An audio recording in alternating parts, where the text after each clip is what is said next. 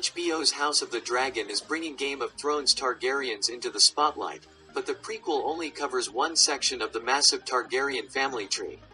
While Game of Thrones primarily placed House Stark as the protagonists, the family's most compelling dynamic was its history with House Targaryen, who ruled on the Iron Throne for 3 centuries. By the end of Game of Thrones, it became clear that the overarching conflict was based on the history and relationships between House Stark and House Targaryen.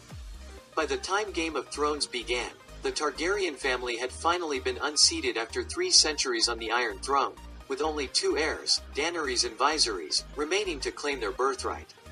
Despite this, House Targaryen's history and influence never waned in importance for Westeros, as the legacy of the many kings that came before weighed heavily on the strategies and decisions made by the prominent houses while playing the titular Game of Thrones.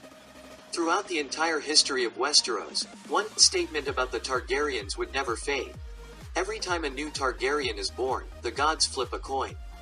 Westeros knew the reign of many Targaryen kings and queens, with too many being divided by fury and destruction or peace and greatness.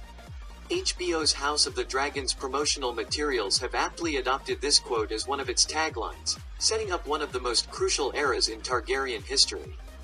This sentiment would trickle down through the Targaryen bloodline, all the way to Game of Thrones' mother of dragons, Daenerys Targaryen.